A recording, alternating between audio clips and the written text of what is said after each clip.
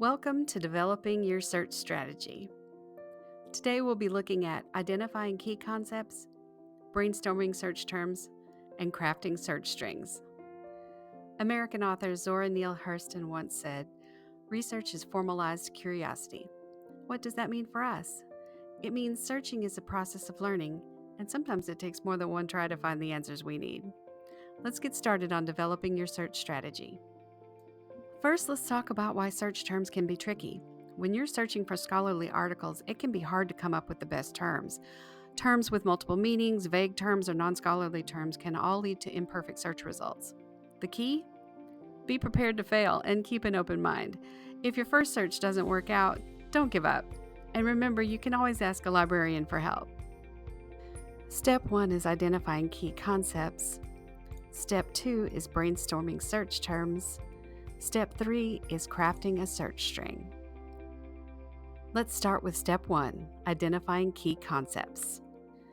I'll start with a question that I might ask Google, which is set up to answer questions in discussion form. You'll see that this did not yield any results, so let's fix it.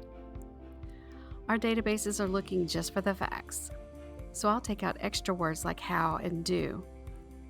I also want to be more specific.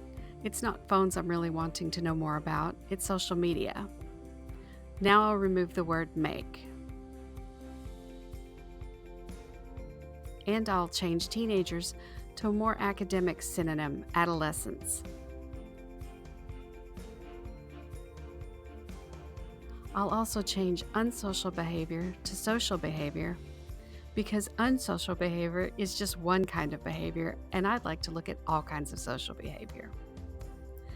This makes a big difference. And now I have some great results I can use in a paper. Step 2 is brainstorming search terms. Scholarly writing often uses different vocabulary than everyday speech. When you did background research on your topic, you learned the relevant jargon. Now it's time to use it. Think about synonyms and related terms that scholars might use. If you're researching a technical topic, get familiar with the specialized vocabulary used in that field. If your topic is related to science, medicine, or technology, make sure you're familiar with the specialized, controlled vocabulary used in that industry. Read some background information on your topic, or even try some exploratory searches in a database to look for subject headings related to your topic. Step 3 is crafting a search string. How do you fit terms together? Do you want all of them or some of them? This is where Boolean operators come in. Words like and, or, and punctuation like parentheses and quotation marks. These can make your searches more powerful. Let's start with a search. Let's look for peanut butter. You'll see that we have 88,000 results.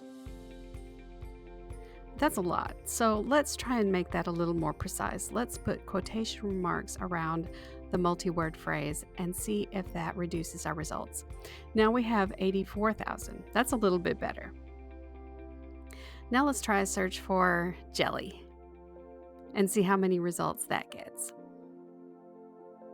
141,000. That's a lot. But we also know that some people call jelly jam, so let's do a search for jam.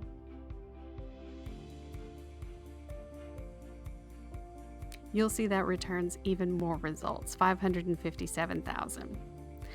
So let's try a search for jelly and jam.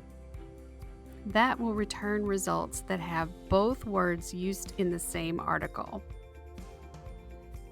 You'll see that reduces our results now to 12,761.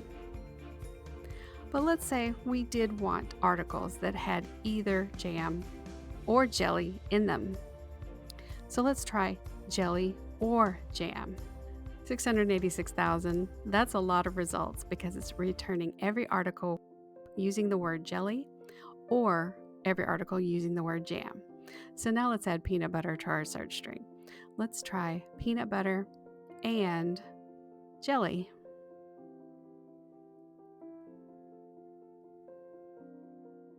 We see that we have 12,000 results. But we know, again, that jelly is sometimes called jam. So let's add or jam to our search string and see what that does.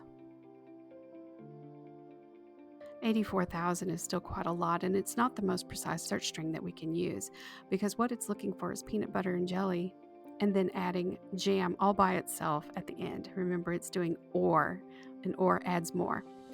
This search is more precise because if you remember in math, order of operations, it will do everything in parentheses first. So the search will look for jelly or jam first. Remember those 686,000 results? Then it will apply the and peanut butter to your order string. And that will reduce the results because and reduces to 14,000 results. And from there, you can narrow further in other ways. Remember, if you're ever unsure, librarians are here to help. Use the library's chat feature for assistance. Thank you for watching. With these tips, you'll be well on your way to finding the best articles for your research. Happy searching!